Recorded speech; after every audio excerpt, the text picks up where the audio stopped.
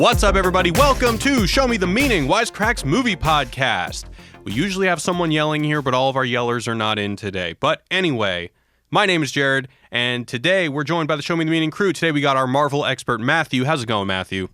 It is going excellent. Awesome. And today we have a special guest from the Nerdsync channel. We got Scott. Scott, how are you, man? I am doing fantastic. Thank you so much for having me on. No, great to have you. So Scott has been a friend of the channel for a while. He actually visited us in LA last October and watched, do you remember what movie it was that you watched with us, Scott? It was Hocus Pocus. Yes, we did. We watched Hocus Pocus for Halloween, which I had not watched in a very, very long time, and it was quite the nostalgia trip. But anyway, that is not the film we're talking about today, because today we're talking about Spider-Man Far From Home, the 2019 film directed by Jon Watts, starring Tom Holland. As always, we're going to go around the room and get first impressions, as I assume everyone has only seen this movie once, except maybe Matthew, because he sometimes sees movies twice in preparation for podcasts. But what did you think of the movie? Let's start with Matthew. Okay, so I've got thoughts here.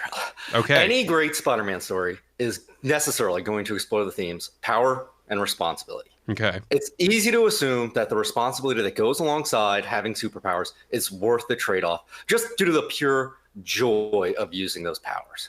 But the best Spider-Man stories make having those powers and using them responsibly a genuine sacrifice for Peter, and Far From Home certainly does exactly that. That's what makes Peter Parker such a compelling character. Any dramatic piece of fiction needs to have the protagonist coming up against some impediment to getting what he wants. In most superhero movies, that's just the villain. But a great character study, like Far From Home, the real impediment, it's something internal to the character. For a tragic hero, it's usually like a fatal flaw like hubris. But Spider-Man, he's all the more tragic in that it's ultimately his virtue and his principles that stand in the way of getting what he wants. He's tempted to be irresponsible. And each time he does that, it actually brings him closer to courting MJ. It's when he keeps to his code and he does the right thing, that's when it costs him everything. In Homecoming, foiling Vulture, that meant Liz had to move all the way across the country from Peter.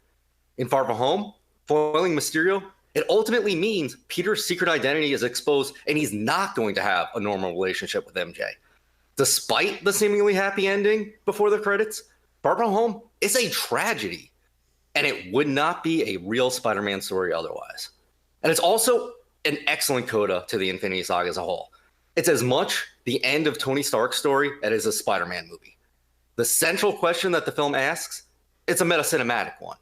Who is going to take on the mantle of Iron Man as the main protagonist of the MCU? And importantly, the film doesn't give the easy answer that Spider-Man's earned his place as the heir apparent. Instead, it goes back to what Happy Hogan opines.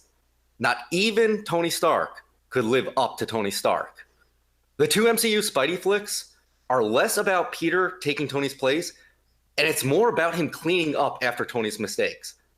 And Vulture and Mysterio are directly the result of Tony's mistakes. Even Iron Man's great power, it wasn't matched by equal responsibility. Great movies. And yes, I have seen them twice. Oh, okay. So I take you liked it. I very much so, yes. One of the best Spider-Man movies. Very cool. I really like what you said about how both of the villains are cleaning up Tony's mess. I had not thought about that. But Scott, what did you think about the movie?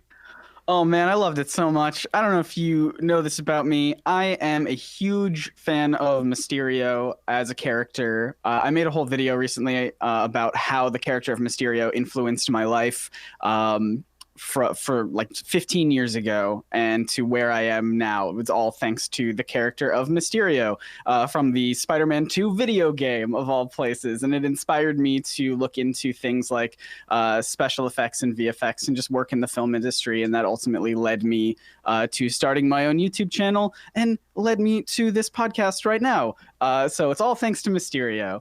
And I was so excited to finally see Mysterio on the big screen, and didn't disappoint at all. I had a couple friends who were thinking that Mysterio was for sure going to have like actual real superpowers.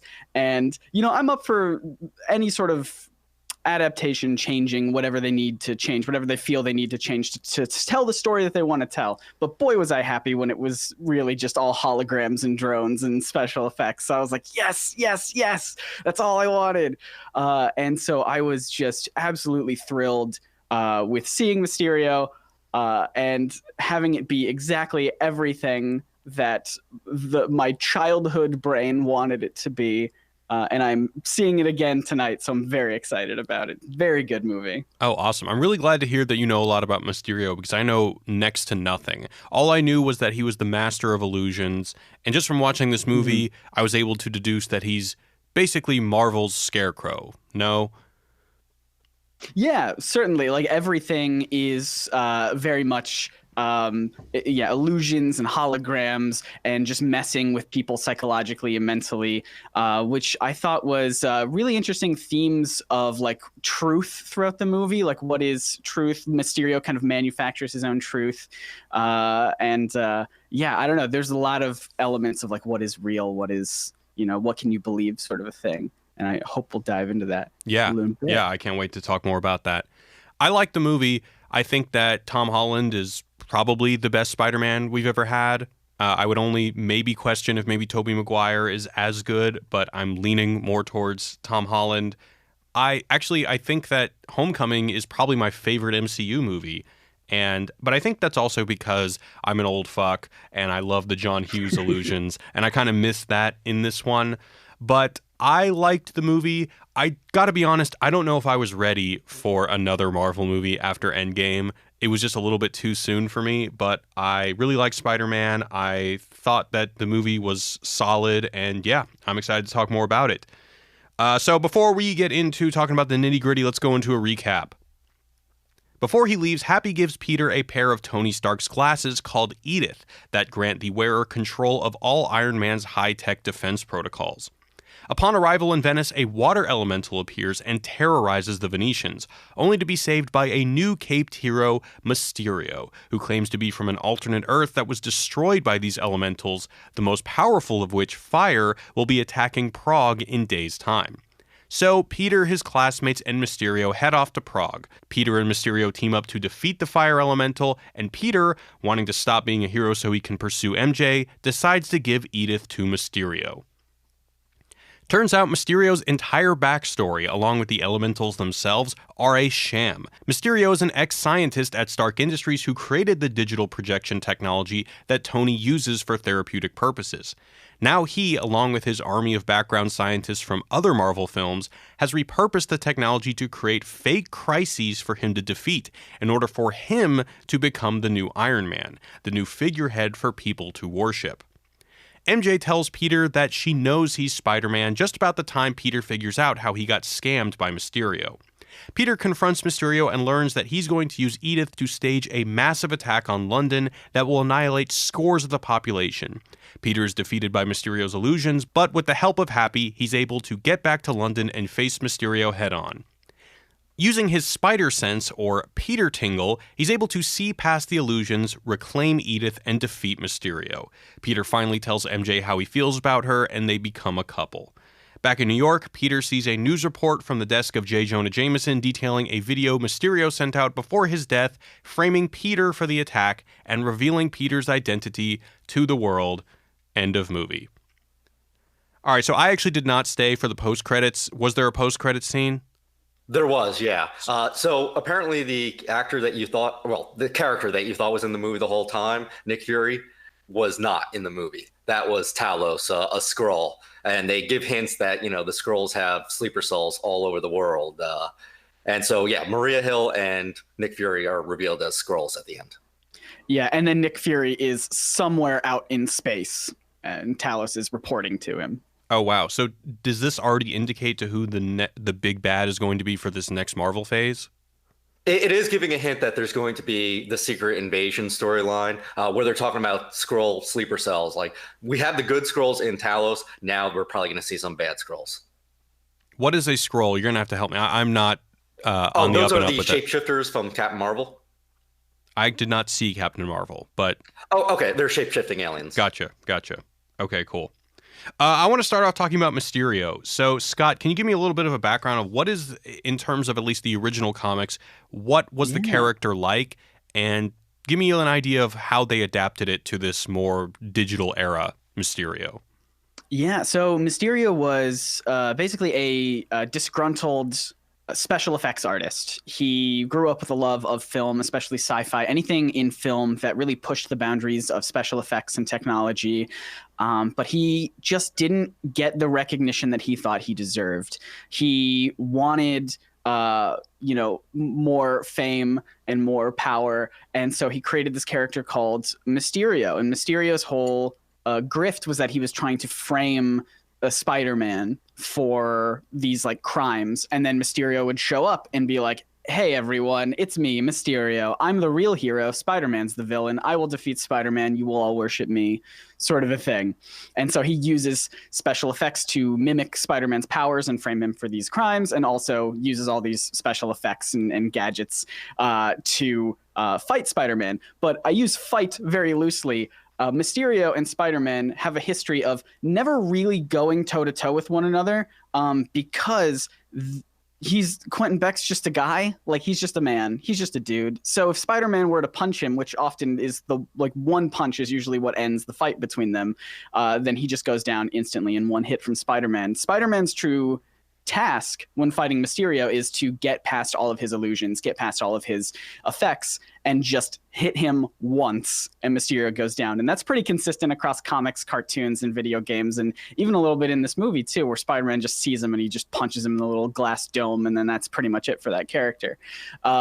So I like the idea that they've kind of updated Mysterio for this movie to still work in a lot of effects, but it's kind of a mix of both special effects and visual effects. So you got some digital stuff with all the holograms and all the the computer stuff, but there's also like real damage being done to these places that he's attacking. And it's up to Spider-Man to kind of determine what's real and what's not. And I love the idea that even this version of the character, there's that great speech when it's finally revealed that it's all just a sham. And he just gives us almost like an award acceptance speech. Like, hey, we did it. I'd like to thank this person. I'd like to thank this person for doing that. Which is interesting to me, because I feel like a lot of the times the special effects industry is very underappreciated. So it almost felt like this character, Quentin Beck, who has this history of VFX and special effects, being like, this is finally our due. This is finally our recognition. And it's even just that character in the movie, all he wanted was to be recognized for his work and his mind and his genius. And so I love the way they changed it and adapted it, because it still kind of fits the core of the character that made me fall in love with the guy. Very interesting. Yeah, and I love how they go back to, past MCU movies. Like, all the way back in Civil War, they had established this holographic technology. And so repurposing that for Mysterio was just a touch of inspiration. And that was the one that introduced Spider-Man too. So I'm wondering if they had this plan to use Mysterio all along, all the way back in Civil War. Well, was Jake Gyllenhaal? True. I didn't think about that. Was Jake Gyllenhaal really in the background of that shot that they go back to in Civil War? I don't believe so. No, I can't imagine so. Okay. 'Cause I don't know. I actually I was willing to buy it, because I do think that Kevin Feige thinks way in advance, and he's a really, really smart guy. I really like what you were saying, Scott, about how the VFX industry is way underappreciated, because they are vastly underappreciated. Yeah. And the scene of him perfecting the illusion definitely evokes how it must be for a director of a Marvel movie to work with the VFX teams. And I was wondering how much of this is deliberate. I feel like it's probably a lot. I think that there is a pretty meta element to this, and I've actually even seen a couple articles calling this out, about how Mysterio is in a sense lampooning the way that we consume Marvel villains or Marvel movies as a whole. In the sense that he says he basically just says, we could just make up a bullshit backstory and people will eat it up. He says something to that extent, perhaps even verbatim. Yeah, he's toasting the story creator as part of that big toast/award speech. And he's not just saying that people eat it up, he's saying that, like, the more ridiculous it is, the more people are willing to believe it. And that is the case with the MCU movies. Like, at first, we had Iron Man, and he's fairly grounded. And a lot of articles like, are people going to actually like Thor because it's straight up mythology, or Guardians of the Galaxy, is that too sci-fi? And every time they add a new level of ridiculous mysticism, like Doctor Strange, people still love it. There's no shark that they can jump in the MCU. And you know what's even interesting about that too is I like I said, I had friends who were very specifically like they knew who Mysterio was. They knew that he was a villain. But even with the trailers coming out for Far From Home, where Mysterio is portrayed as a hero, they were so willing to be like, I don't know, I think he's a hero in this one. Like, I know what the original comics is, but I'm willing to buy that he's a hero in this one because people will just buy it, I guess. Yeah. Well, here's my thing. I mean, I liked the movie, but did this not seem too similar to what they did with the Mandarin in Iron Man 3? On the one hand, it's like, it seems to me that even Marvel's attempt to make fun of themselves for being repetitive is also getting repetitive. Mm-hmm. Because that, I feel like they made this joke before, and I can't really speak for your theaters, but my theater was pretty dead when the big reveal happened. And, you know, Jake Gyllenhaal was great. I think it was overall pretty clever, but it wasn't. I remember when I saw Iron Man 3 and it was revealed that the Mandarin was just some fake figurehead. People lost their shit, and it was like super exciting, and that could just be one theater to another. But part of this hit me like, wait a second. You know, now they can't even freshly criticize themselves. The difference is, though, that was not true to the character of Mandarin. It's true for the character of Mysterio. So I'm glad that they kept that. I actually had two friends that had no idea that Mysterio was a bad guy whatsoever, did not see the twist coming. And as far as Iron Man 3, I think it's best left forgotten. I've completely forgotten about that movie until you raised it. So you did not forget Mysterio about that as movie. Revealed to be the villain, that just like, okay, yes, good. So wait, it works still. Are you anti Iron Man 3, Matthew? Is that very much so? Yeah, it's one really of the worst. Yeah. What do you think about that, Scott? Not to derail this, but I'm curious. Yeah, no, I think the more I go back to Iron Man 3, the more that I appreciate it a little bit more for what it is. But I certainly have the exact same thought as you, where I'm like, oh, but if they reveal him to be, you know, an actor this whole time, it's going to be the same thing they did with Mandarin. Because, I mean, going to Captain Marvel, one of the things that they could have done with like Captain Marvel was like, oh, who, you know, the shape-shifting Skrulls, and like, oh, who can you trust? You know, your friend could be your enemy. But it's like, oh, they didn't do that because we already saw that in Winter Soldier. So it's just like, okay, so we get that Marvel is trying to keep things fresh and not go back and revisit things, even if it's like obvious and like, you know, classic to these characters. But then, you know, Mysterio comes around. It's like, yeah, Mysterio, we're going to do the same thing we did in Iron Man 3. But like, I'm so enamored with Mysterio as a character, as a person, that it didn't bother me at all. It's what I wanted, and I'm glad that they stuck with it. And I know that there will be people who will be like, well, we already saw this. We already did this. But to me, it was just the perfect way to portray that character.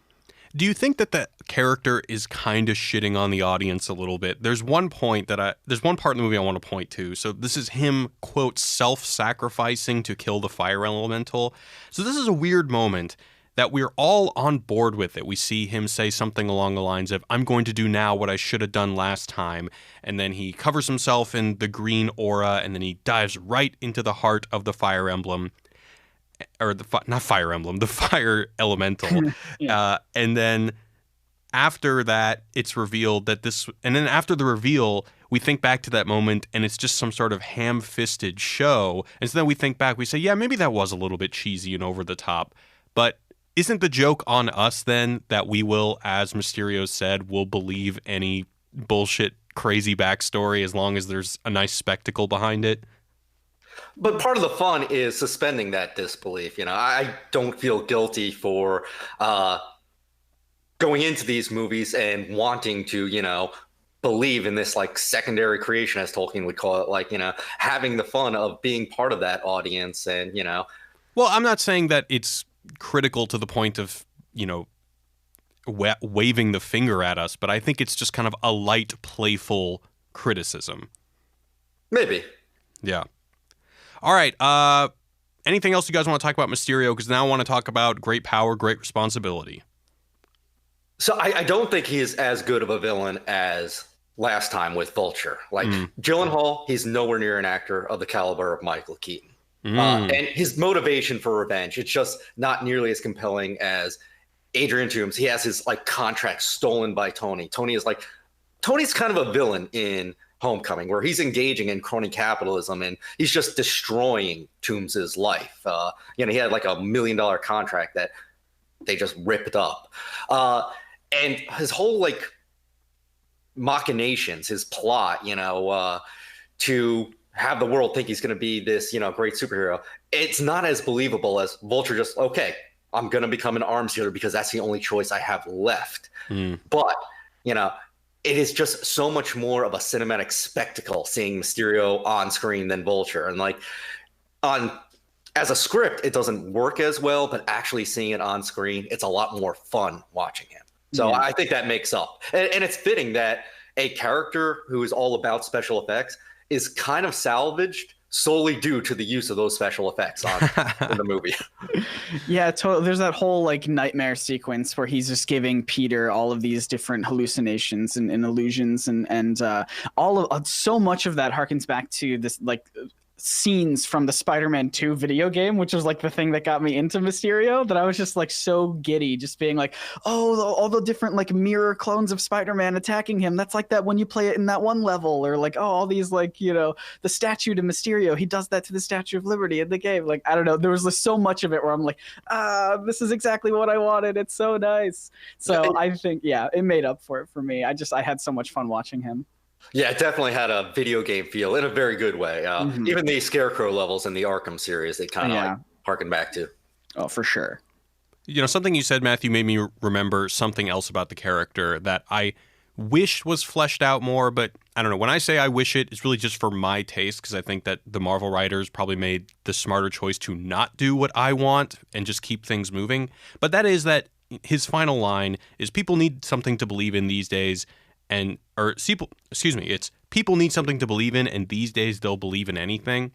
I just wish we saw, because when I was talking about Endgame in the Endgame podcast, I talked about how I'd really like to see more of what society looks like during the stage of the blip. Like, other than the fact that people are just kind of depressed and that there are these memorial sites and everything, I wanted to see how it's probably destabilized entire regions. I wanted to see kind of what the sociopolitical landscape looked like. And similarly, I want to know, I guess I would like to see people clamoring for that symbol, clamoring for that hope. And we see a little bit of it when Spider-Man is being interviewed and he's like, are you going to be the next Iron Man?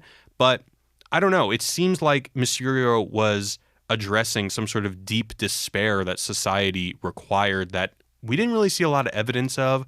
But again, you got to keep the movie moving. And so I think it's good that they didn't add a slow scene to that, but it's something that was in the back of my mind that I wanted explored a little bit more, just because I think it's such an interesting line. Mm-hmm. So, yeah. Yeah, and I think for me, like I was saying earlier about this idea of truth and like what can you believe, I think was very present throughout the movie, even to the point where like to defeat Mysterio, Spider-Man had to not rely on his sight and his hearing. He had to rely on this other sense that he had to practice. It was a skill that he had to hone into. And to me, that was almost like, if I want to make spider sense sound boring, that was almost just like using critical thinking to figure out what's really true, sort of a thing. It's not something that Peter is tapped into the whole movie. In fact, we see that he is fails constantly at it. But when he actually actively tries to seek out what's true and not just rely on what he sees in front of him, then he finally can defeat the villain. And the villain, of course, was shot by his own drone, kind of foiled by his own lies there. So I think there's a lot of that theme throughout the movie. Yeah. Yeah, I also want to talk about that. First, I'd like to talk about great power, great responsibility. So I think actually one of my favorite things about these movies is how they all play with the essential Spider-Man theme of with great power comes great responsibility without anyone ever having to say it. So in the previous movie, it was largely, is Peter responsible enough to wield great power? This is why Stark takes the suit away until he proves himself responsible enough. And I like how in this one, it's a continuation in that in this one, he has given up the responsibility of power with the Edith glasses, but that he obviously messes up by giving it to Mysterio. And I as Matthew said earlier, we see echoes of the Tobey Maguire franchise here, and that Peter is also torn between his responsibility as Spider-Man and pursuing a relationship with MJ. And there's a whole nother level to this with people are thrusting the great responsibility of him being the next Iron Man on him. And I really like the moment in the movie where when he's customizing his own suit for the third act, he's basically using the technology, and Happy's looking on him as if to say, like, wow, he's really reminding me of Tony right now. Mm-hmm. That was such a sweet moment. Yeah. But you guys have anything on that? Not anything more than I said already. Yeah. As far as, I think that's what makes Spider-Man such a tragic character, because he really is giving up something. Like, okay, I wanted to be a superhero all my life. Like in second grade, back when our teacher asked us to write like a 1-paragraph essay on what we want to be when we grow up, I said I want to be Superman. Like I thought that was a real possibility of just like being a superhero flying around. And I always read Spider-Man comics and Superman comics thinking like, hey, I could be that responsible if I only had that power. And the great Spider-Man movies like this one make me remember, oh yeah, like, maybe it's not worth the trade-off there. Mm-hmm. Mm-hmm. Yeah, I think also with those glasses and like him passing them out, I feel like Peter has like this really big sense of like imposter syndrome where like, especially when they're like, well, we need you. And it's like, well, why don't you call all these other heroes? And they're like, no, I'm just a friendly neighborhood Spider-Man. You've been to space. Like, come on, man. Like you're great.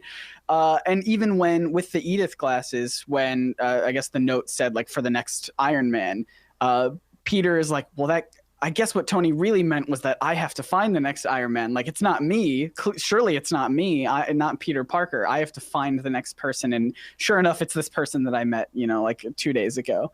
So I think Peter is almost like seeing all of this like responsibility that is in some ways being put on him by all these other people who are like, you're going to be the next Iron Man. You're going to be the next Iron Man. But it's also just even like exaggerated by himself a little bit.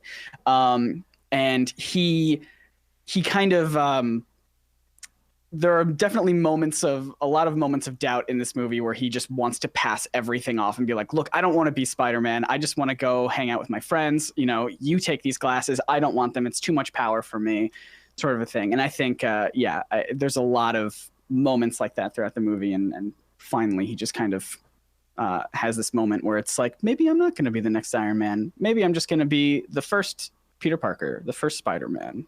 Yeah. And I also love that he's not just shirking responsibility. He's shown as actively irresponsible. Like he gets the glasses and the first thing he does, he almost kills his entire plan. So good. It really is great how these movies amplify the power responsibility thing, because it used to be that just being a friendly neighborhood Spider-Man was too much responsibility, or potentially too much responsibility for Peter. But now it's being the friendly universe Spider-Man or something. Yeah. Why do you guys think, I know we're getting into speculation for the next movie, but why do you think that the Skrull that pretended to be Nick Fury chose Peter for this mission? The real Nick Fury was the one that actually told what? Like, here, you got to give these glasses to him. Oh, okay. And that was apparently Tony's real wish. Like, I think it wasn't just like that they got the glasses and decided to give it to Spider-Man. I think Tony left that in his will to Spider-Man. But the Nick Fury that was constantly calling him and texting him and saying, hey, you got to get in on this elemental shit, that was the imposter, right? Correct, yeah. Yes. So why did they choose Peter, do you think? Oh, for the mission of taking down the elementals? Yeah. Who else is there if Thor is off-world and Captain Marvel is out in space? Well, what about the new Captain America? Good call. Falcon, he can fly and whatnot, but Peter Parker might actually be, other than maybe Doctor Strange, like the most powerful MCU hero. Like, that's Earthbound still. Yeah. It could also just be like, this would be a thing that would be filled in by I guess they're doing the Disney Plus show with Falcon and Bucky. So maybe they're just going and doing their own mission during this time. I'm not entirely sure. Maybe it is simply because Peter has access to, Edith, and they're just like, well, this seems like a big, powerful world threat, and Spider-Man is the only one who can use this, so we'll get him on board, see if he can help out. Do you know what? Ultimately, I think it's because the movie needed to happen. Well, Yeah, of course. But we all know that Kevin Feige is really good at, if it's not motivated in this particular installment, he'll figure out a way to make all the pieces fit in further installments. So exactly, yeah. So we'll get an answer eventually. We'll figure it out. All right. So let's talk about what Scott brought up about illusions and deception. I think this is definitely a big theme in the movie, and it's really cleverly implemented. So there's deception happening on a number of levels in this movie. So there's one, Happy pretending to not be dating May, and then at the end, it's like the last lines of the movie where he says, there's a lot of deception been going on here, but now I just want to make everything clear. I'm dating your aunt or whatever. There's also MJ pretending to only be interested in Peter because she thinks he's Spider-Man. Of course, Mysterio, that whole thing. And then there's even Spider-Man having to wear the fake Spider-Man suit so his classmates don't figure it out. Yeah, I don't think there's any really great meaning here, but I think it's just a sign of a really well put together script when they're able to take an essential theme that is tied to one of the characters and just kind of sprinkle it throughout the story. I mean, these movies are fucking solidly written.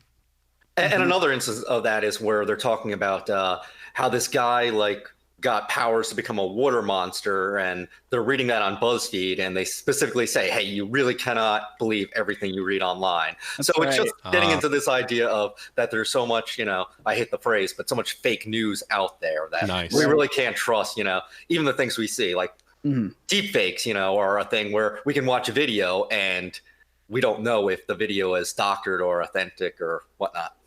Yeah, and of course, the use of J. Jonah Jameson at the end to Mysterio's whole video was clearly faked and doctored to make Spider-Man look like the enemy. And J. Jonah Jameson, especially in the Spider-Man PS4 video game, I'm mentioning a lot of Spider-Man video games. I promise I play more than that. But he is very much this Alex Jones-esque kind of character in that game. I played that game. And kind of seeing him here, where it's not, the Daily Bugle is not necessarily a newspaper. It is like an online organization, because they call it the dailybugle.net. So I think that is only kind of continuing that idea of Jameson in that role. And of course, another area of deception is at the very end when Nick Fury and Maria Hill are actually Skrulls the whole time. So yeah, of course. Just a lot of that throughout the movie. All right, so you brought up Jameson, and I got to ask, I think I already know the answer to this, but just posing it to you guys are more engaged with the MCU than me. But the fact that it's the same actor from the Tobey Maguire era, is this just a cross-franchise wink, or is this setting up some sort of cross-universe thing? Because if we know that there's any property that's all about multiverses, it's Spider-Man. Oh, and that's another question I have for you guys. Are we meant to believe that this movie is establishing that there is a multiverse proper in the MCU, or was that just more of Mysterio's BS? Well, Doctor Strange already established that there is a multiverse. Oh, okay. And I think when they do establish a multiverse and not just weird dimensions like the one that, the bad guy from Doctor Strange was in, but also parallels of all the heroes themselves, a Spider-Man of Earth 617 and 618 and all that. Eventually, that's where they're going to get the name 616, because Jake Gyllenhaal's character here dropped that idea. I don't think that, this movie is necessarily setting up a multiverse, but I do think that they want this to happen. My favorite Spider-Man story of all time is Spider-Verse, the comic, not the movie, although that was great too. And I know Tobey Maguire has also talked about hey, I would love to be in a crossover Spider-Verse movie. Is it going to happen? I don't know, but I would love for it to. Oh, but it would be so good. But do you think the casting was deliberately opening the door to that, or do you think it was more just a wink? No, I think you can't have any other actor playing that character. It's like trying to cast someone else as Nick Fury. Only Samuel L. Jackson can be that character. They cast him in the comics before they ever cast him on screen. In Ultimates #4, they actually have Nick Fury talking about who they would have play him if there's ever a Avengers movie, and he says, "No one else could ever play me but Samuel L. Jackson." And that was like 5 or 6 years before they ever started the MCU. Oh, no, wait a second. Who plays Jameson in the Andrew Garfield era? No one. Oh, there isn't one. That's right. Yeah, he only shows up via like a text or two when Peter is trying to sell pictures or something like that. But that is it. They knew that they couldn't get anyone else for the role, and because who else can you get? There's no one that is that perfect. And so bringing him back, I think, was just like, all right, we hear you. There's no one else who could fill this role. He's perfect. Yep. I would have loved, as the very end stinger, just him saying, "Somebody get me pictures of Spider-Man," because that has become like the ultimate meme online. Oh, so good. Do you think that in the next Spider-Man movie with Jameson that he'll actually use deep fakes proper? Like that's there, instead of it being pictures, because pictures are too easily photoshopped these days, he's actually going to be using deep fakes? Potentially. Yeah. This is actually exciting for me because I always thought that if they're going to do another cinematic Riddler, I want to give Jim Carrey another chance. Oh yeah, I think you're right. Just bring back people who were right for the role but didn't have like the best material, you know. Yeah. Like As far as J. Jonah Jameson actually doctoring video and photos, I don't think that he is a liar, though. I think not him genuinely deliberately. believes that Spider-Man is a villain and that he's genuinely telling the truth. Yeah. He's just misinterpreting reality, not like. I guess I meant somebody things. giving him deepfakes. I didn't mean him producing them himself. Right. Oh, gotcha. Yeah, I think it would be certainly in his character to readily believe anything that proves Spider-Man is a villain. So you would have to present him with so much, like a mountain of evidence to prove that Spider-Man is a hero, but you come to him with like one doctored video that's like, oh, here's Spider-Man being a jerk. And it's like, I knew it. Spider-Man is evil. He's a menace. It would be a great storyline for Spider-Man to finally prove himself the hero in J. Jonah Jameson's eyes. Like, that's one of the best parts of the PS4 video game, where Jonah Jameson actually comes around and saying, you know what, I was wrong about Spider-Man in this one occasion. Like, he is being a hero here. Yeah. So last thing I want to talk about, unless you guys want to bring up anything else, is just the updated lore. What they now have it, the whole 5-year period, as being blipped. What did you guys think of that, and did that make you recontextualize anything?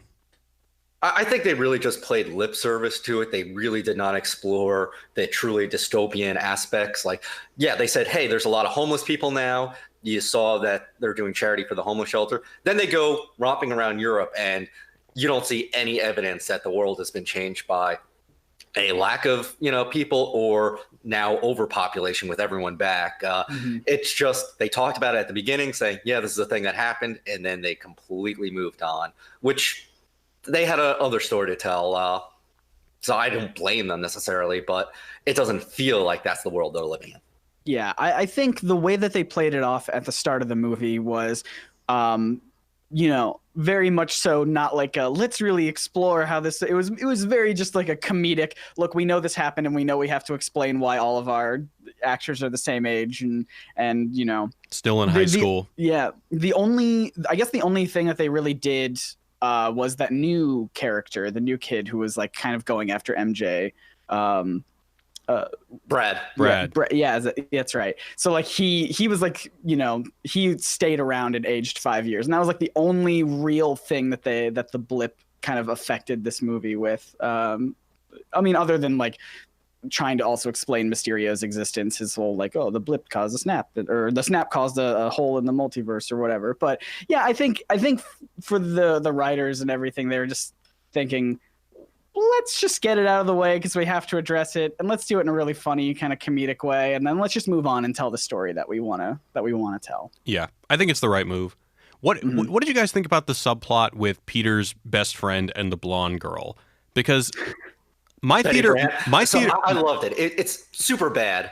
It's where you have Fogel and Evan and Seth, and they're coming up with these elaborate plans to like meet girls because they don't have confidence, and it's so nostalgic of how.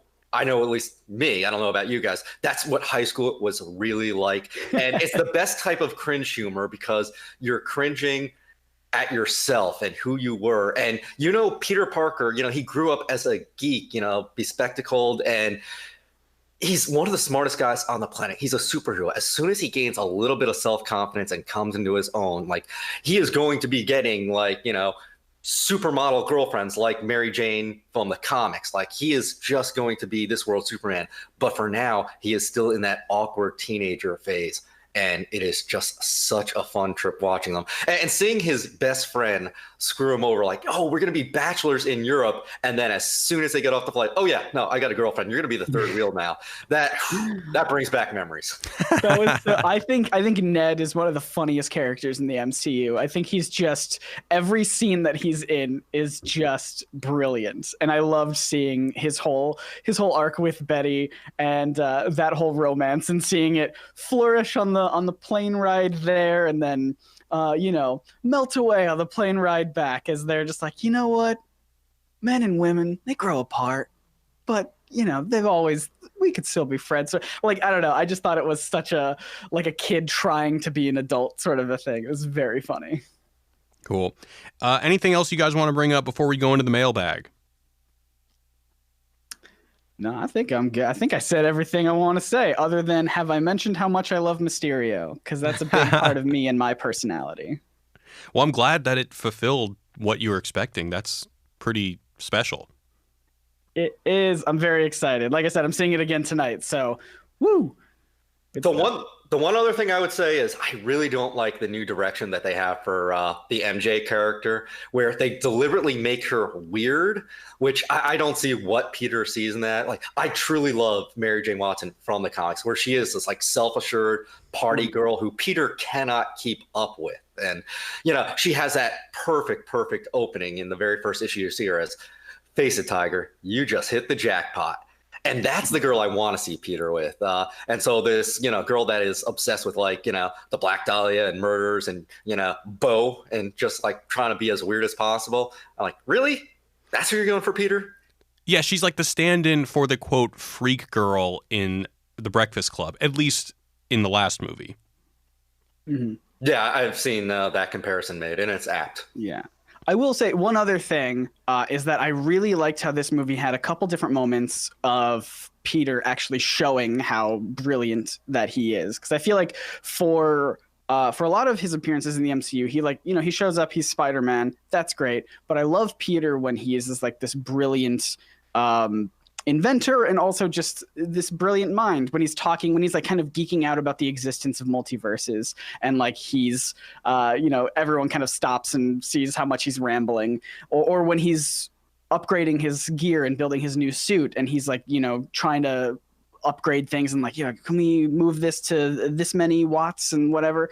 And so seeing Peter actually show off his genius, I think, is something that some of the other Spider-Man movies haven't done too much of. So I'm happy that that's sticking around in the MCU. That actually bothered me, where he's geeking out about the existence of the multiverse, because he interprets it incorrectly. Yeah, if there are multiple Earths, that does not infer an eternal inflation.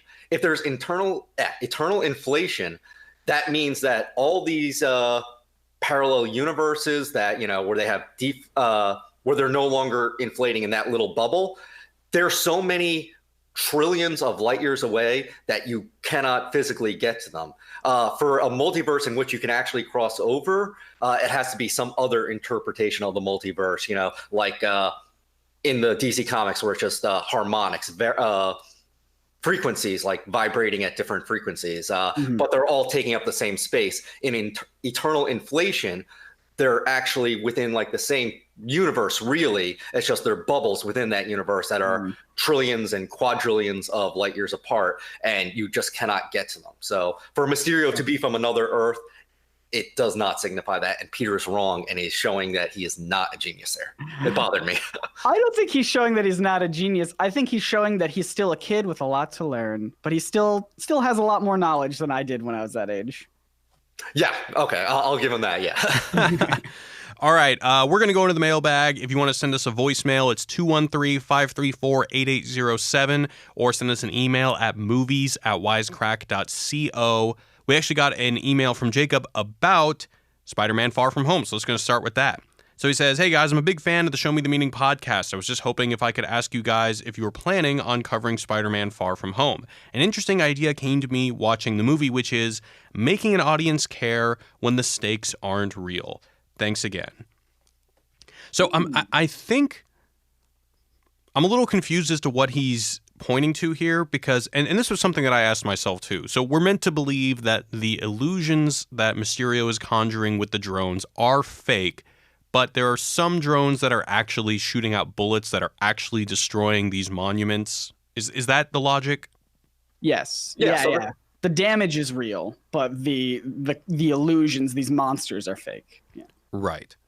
So the stakes are real. They're just not to the extent of what Mysterio is having people believe. It's not an Avengers level threat, but there's still going to be lots of death and destruction, if not actually destroying the entire world. Right.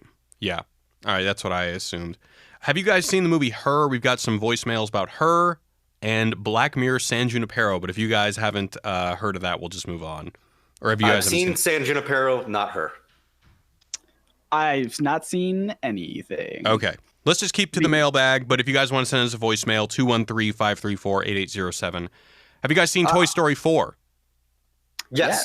All right, let's do that one. So we got an email from Mike. He says, "Hi guys, I can't help but feel that Toy Story 4 is fundamentally all about Pixar having to deal with the exit of John Lasseter. John was the leader of the team from the beginning and was central to most of the things they did. He nurtured talent and brought them through the ranks and made them believe how important they are, and importantly, helping them find their inner voice. Finding inner voice seems to be running theme with all the voice box scenes in the movie, and this has been linked with all the filmmakers he helped. There's also a very clear everything will be all right message to leaving a group of people you've been with through thick and thin, and they are very worried about life without their leader. Anyway, what do you think? Love the show." So I did not know that he was leaving. That is interesting. Oh, he's gone. He was like disgraced for inappropriate stuff that he did. Oh, I don't tend to follow a lot of the behind the scenes stuff. Yeah. The comparison that I was seeing in Toy Story 4, or not, I don't think it was deliberate, but I kind of saw Woody as like Captain America. Woody is the hero that, can't stop being the hero. Like, he has a duty to do, and he is going to see that through. And the end of the movie, it's sort of like, hey, you finished everything you had to finish. Like, now you get to go live your own life and find your own happiness. Like, you've done your duty. Here's your reward. Like, it's not about, I heard the Show Me the Meaning on this one.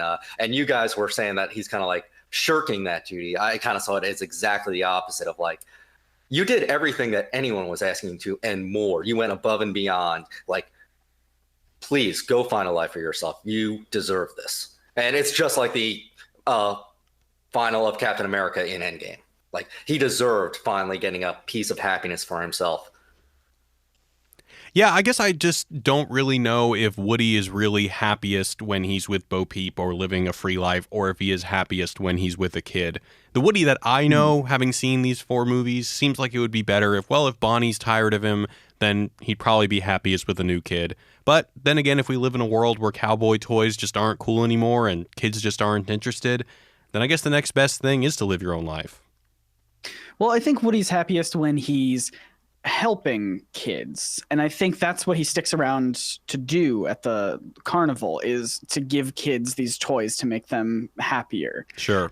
So I think that's kind of what his new role is if I can't make people happy myself, which I think throughout the movie we see every time that he is around, Bonnie does not pick him up. When he's with Forky, Bonnie immediately goes for Forky. When he's in the closet at the beginning, Bonnie goes for just about everyone except Woody. So I think he realizes that if he himself can't make, kids happy, then he will instead kind of pair kids with toys up, kind of being like, it's my job to now make all of these kids happy with all of these other toys, and giving everyone these duties and responsibilities to help out these children. So I think that makes him happy. Even if it's not him doing anything. Yeah, I think he's so selfless that he doesn't ask what makes him happy. He just knows he has the power to, serve these kids. So he is naturally responsible enough to do that. He doesn't struggle with power and responsibility. He is just responsible. And so finally in the film, someone asking him like, what's going to make him happy? I think it is being with Bo Peep, and yeah. I think a lot of his ego kind of falls away. It's no longer like Bonnie. It's like Bonnie needs me, or like these kids need me, these toys need me. It's just more just Bonnie needs, so I will do whatever she needs to get her, or like these toys need, so I will do whatever I can to make sure that everyone is happy. And it's just his whole ego kind of drops away when he realizes that he is not the favorite toy anymore, and what is his role now. Yeah. All right, we got one more from Danielle. Danielle says, I love the Toy Story series, but as you guys said several times, this one didn't really feel like it fit. When I immediately got out of the theater and posted, I said I loved it, of course, but it felt different. It was a Woody movie, not a Toy Story movie. Toy Story is about the ensemble. It's about Woody and Buzz and Jesse and Bullseye and Ham and Slink and Rex and the Potato Heads. This was legit all about Woody, and that felt wrong after the perfect finale for the entire family that we got out of 3. Yes, in 2 we were introduced Jesse and Bullseye and Stinky Pete and Zurg and Barbie, and then in 3 we were introduced to all of Bonnie's toys plus all the daycare toys, but we kept our cast. This one just ignored them, and that felt like a disservice to all those characters as well as their actors. She also notes, and the amount of moving they did around humans was ridiculous. Everyone knows the whole Andy's coming thing is classic Toy Story. That's why it was so impactful in the first movie when Woody talked to Sid. In all the movies, they have close calls and near misses, sure, but this was just too damn much. What do you guys think about, both points? But, usually I don't focus too much on plot, call them plot holes or inconsistencies in logic, but this one definitely popped into my mind a couple times during the movie. Yeah, I think for me the biggest letdown of this movie was exactly the same thing, where I wish they focused more on the original cast, which all just kind of felt left behind in the trailer. I think Rex had like 1 or 2 really good lines. The Potato Heads really didn't do all that much. Ham had like 1 funny line at the beginning. Yeah, I wish that they had focused more on the OG cast. That being said, I love all the new characters they introduced. I love Duke Kaboom, Bunny and Ducky. Yeah, the Key and Peele toys were so funny. So funny. But yeah, it did totally feel like almost a Woody spin-off in a way, where it was mostly focused on him with these new characters and not a whole lot. Like when at the end of the movie, when Woody gives his sheriff's badge to Jesse, I really wish we had seen Jessie do a ton more to like be the leader of the group. She kind of did one thing with the flat tire, but I wish that she had stepped up and even like gone with Buzz to go help find Woody and everything. That way, when the badge was passed and it was like, you're the new sheriff now, it would have felt more like, yes, she actually is the leader of this whole gang now. But, yeah, I agree. As a cowboy myself, I am not going to complain that they're putting all the focus on the cowboy. That's all I'll say about that. All right.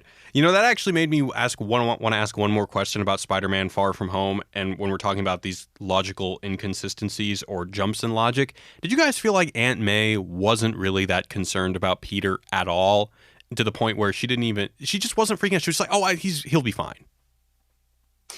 Yeah, I think, I don't know. She knows that he has all these powers and all these technologically advanced suits and gadgets, so maybe that helps put her mind at ease. But you would think that like even still, when you see these giant threats on the news and you don't know that they're all holograms, and even still the damage and destruction is real, you would think that at the end of it should just be like, oh my goodness, I can't believe I'm so glad you're okay. But she was like, oh, hey, you're back. Cool. Let's go. Let's go hang out. Yeah. All of these. I think the more strange thing from her was, publicly associating herself with Spider-Man very visibly at the beginning of the film. Like, if you're trying to preserve his secret identity, why, be in pictures with him and up on stage with him? Like, why associate at all? That's where I was questioning her decisions. Yeah. And why is it her? What does she do? What is her job? She runs that whole shelter, right? The homeless shelter for the Yeah. people I that see. were snapped out. Okay, Mhm. that makes sense then. Oh, and that's And also so- kind of what May is doing in the Spider-Man video game. Yeah, pretty Yeah. much, and that's why I was kind of okay with Spider-Man making an appearance there, because he does want this reputation of being like the friendly neighborhood Spider-Man. So it is kind of like expected that he would go to an event like this that would kind of help out the community, and just so happens that it's run by Aunt May. So I was more fine with that.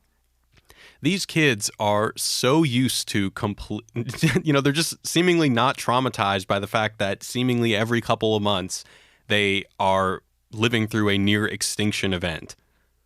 Yeah, Yeah. I They love get it. used to it. Yeah. It's like it's the shifting baseline syndrome, where like things that you were born into are just totally normal to you. And I think that these kids are young enough that they're just like, yeah, you know what, this is how the world is. Oh well. Maybe we'll get a Disney Plus show that's just the therapy sessions of all of the supporting cast members of all these movies. I would love that, genuinely.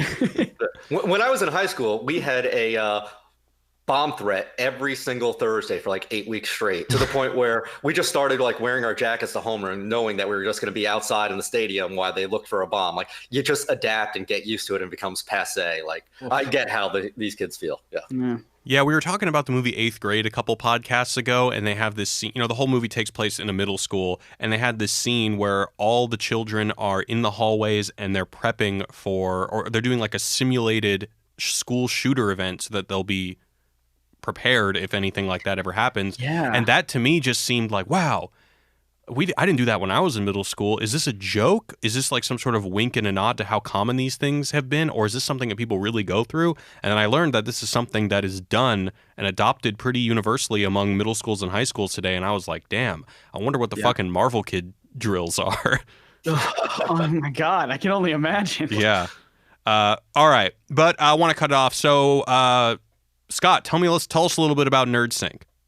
Yeah, so Nerdsync is a YouTube channel where I use comics and superheroes to teach about real-world history, science, philosophy, culture, and art. I made 2 videos recently about Spider-Man, so if you're in a Spider-Man mood, go check them out. The first one is about how Mysterio has impacted my life in such a big way, and the latest one is looking at Spider-Man's very first comic book and analyzing it artistically to show that comics art is art, and kind of giving the artists and writers their due. So if you like some good Spider-Man videos, go check it out. I really recommend Scott's video on Superman and the Bomb. It's a really long video, but a really well-researched video. Thank you so much. I had a ton of fun making that one, from the makeup and the effects and everything. I'm so glad you liked it. Thank you. Yeah, absolutely. And Matthew, where can we find you on social media? You can find me on Twitter at Matt J. Theriault. That's THERIAULT. I'm also the writer for HubCityReview.com. And I recently started my own podcast, the Super Sexy Podcast, where we speculate as to the sex life of superheroes. Our Spider-Man episode is going to be going up shortly. Oh, boy. That I bet sounds you- amazing. That's probably going to be one Do of the... not listen to the first episode. We uploaded it, and you can only hear my voice, not my co-host, which was not evident in editing.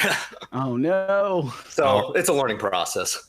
All right, cool. Well, that sounds super interesting. Thanks for listening, guys. I think next week we're going to do Midsummer. So if you haven't seen it, definitely check it out. I saw it this weekend. It was pretty awesome. But until then, we'll see you next time. Thanks for listening, guys. Peace.